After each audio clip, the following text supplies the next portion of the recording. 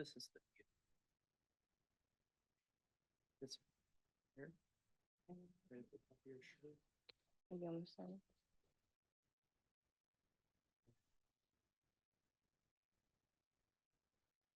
So,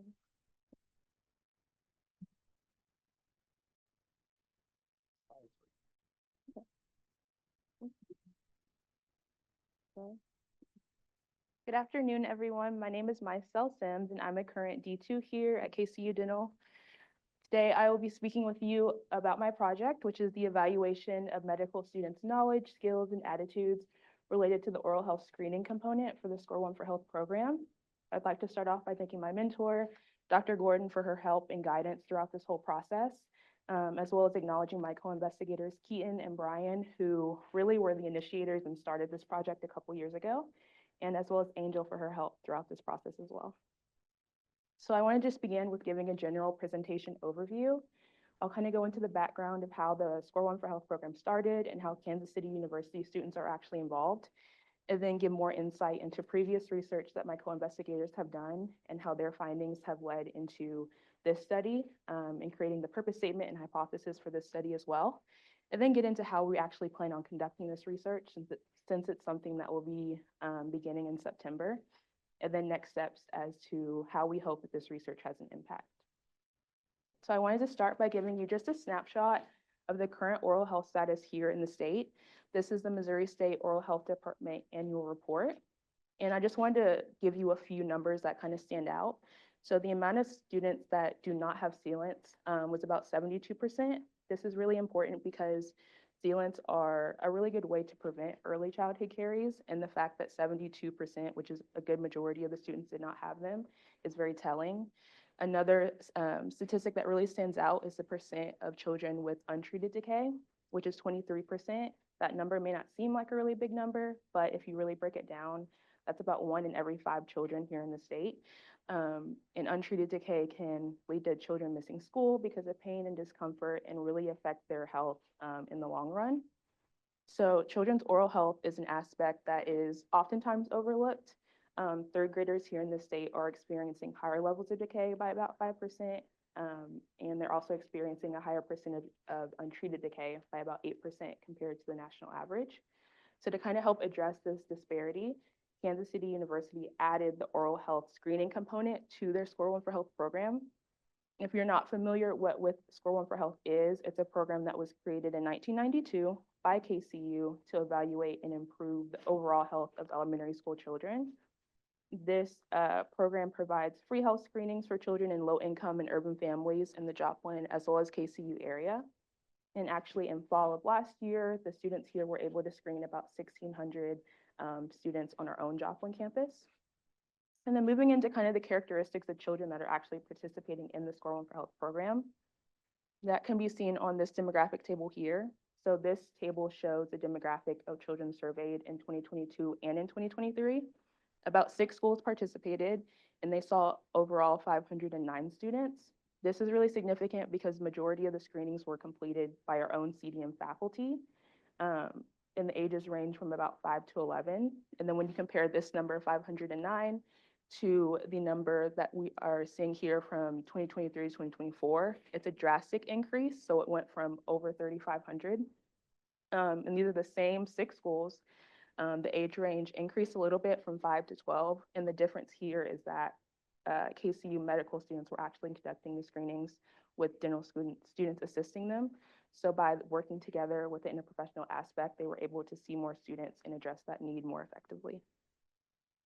Going into the actual oral health component of the screenings, Figure 1 shows another distribution of screening by schools. Figure 2 gets into more of the urgency of care needed by school. So as you can see in the dark purple, those are the percentages of children from each school that were in need of early dental care. And majority of all of the schools had a lot of kids that needed early dental care. And then urgent care was also needed by a vast majority of the schools as well. And then Figure 3, you can see the increase in the history of rampant decay per year. That increase could also be due to more children being screened, but I think the number is still significant of the need that is still there for children here in the state.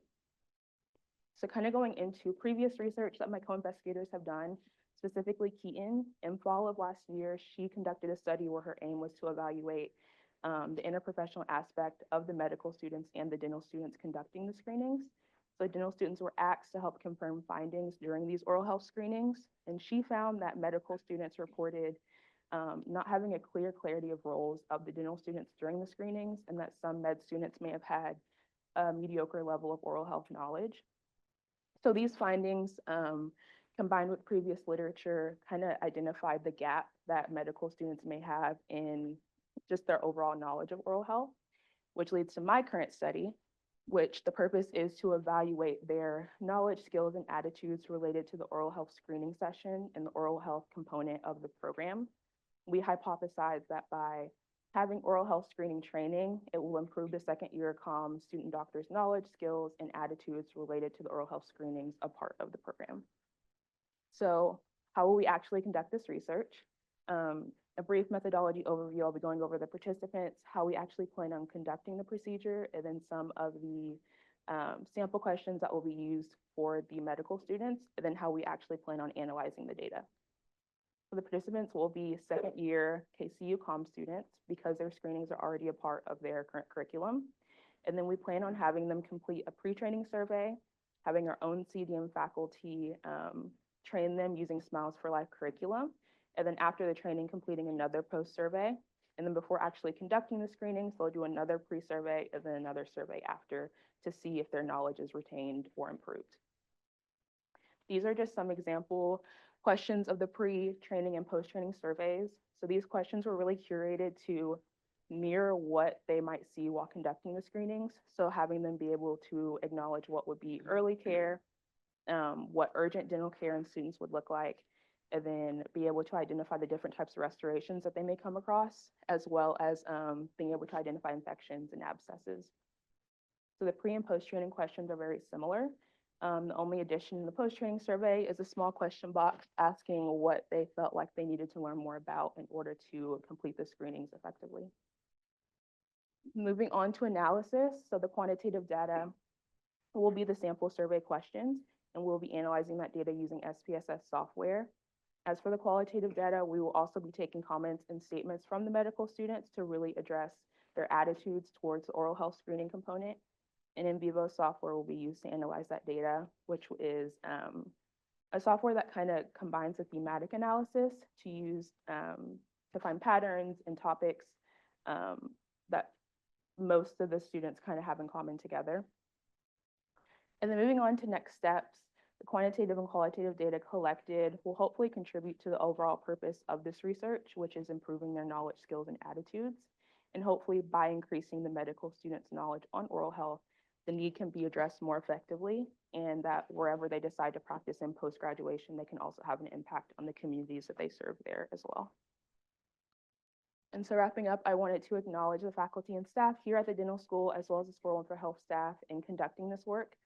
A thank you to the Provost Office for supporting this work through the Summer Student Research Fellowship. Again, a special thank you to Angel for assisting, and funding was provided by HRSA and the support of the Center for Population Health and Equity, which oversees the program. And these are my references.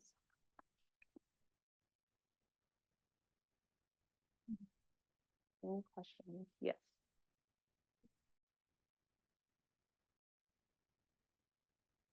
So you said, I think a few years back that the screenings were done by faculty members? Yes.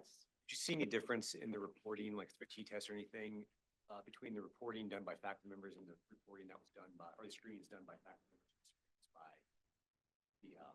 the medical students and the dental students together? I didn't personally notice any huge changes other than the increase in children that were able to be screened.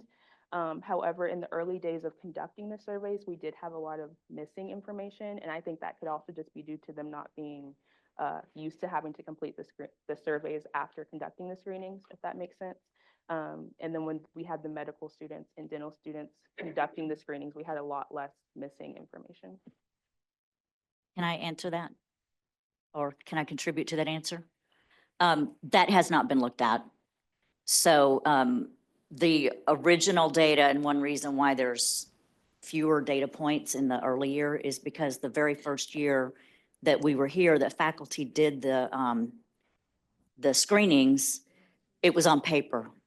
We were doing a new form on paper that the state of Missouri wants us to use. And so we didn't have the Score One for Health data. They created a new data collection tool after that point. So the second set of data, which is a lot more data, comes from that data set, thanks to Sydney Meeker and CPHE for downloading that data for us. So we didn't look at differences between faculty doing it and say medical students or dental students. But then once the dental students are working with the medical students, if there's a way to assess who was the screener, then we could look at that in the future.